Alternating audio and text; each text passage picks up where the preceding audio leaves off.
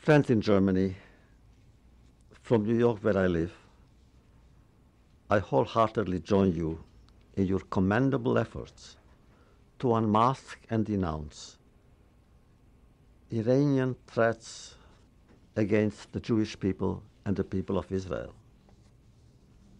Remember, when a leader of a nation violates all standards of morality and decency by announcing again and again to the whole world his wish to see a nation member of the international community wiped off the map, our immediate response cannot be anything other than anger and outrage.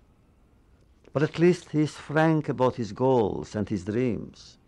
He really wants to see the end of the Jewish state, and thus annihilating all its Jewish inhabitants. Their number, they come close to a figure that will forever haunt humankind's memory, 6 million. Shame on President Ahmadinejad of Iran for being the #1 Holocaust denier in the world. Shame on him for preaching the murder of multitudes of Jewish children and their parents, including some who survived enough distress, anguish, and pain to fill all the pages of the annals of contemporary history. In his blind fanaticism, which is an insult to all non-Islamic religions and ultimately to Islam itself, he brings dishonor to his presidency and to those who elected him to that high office.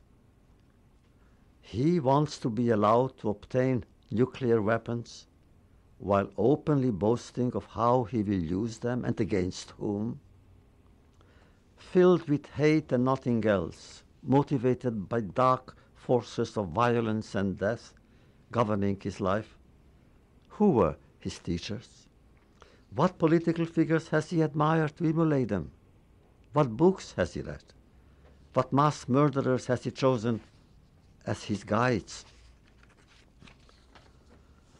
The international community is duty-bound to listen to his threats and respond with adequate measures.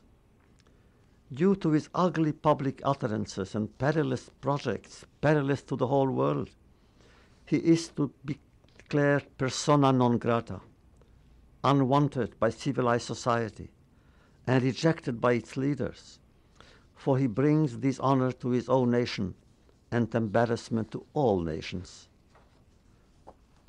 Friends in Germany, I hope there must be in his country enough brave men and women of principle and honor who will employ all democratic methods to oust him from his palace and place and position and bring him to a proper court of justice. For in threatening an ancient people with annihilation, he is also endangering the very promise of peace on the entire planet. I am with you in solidarity in this endeavor and wish you good luck. This is Elie Wiesel.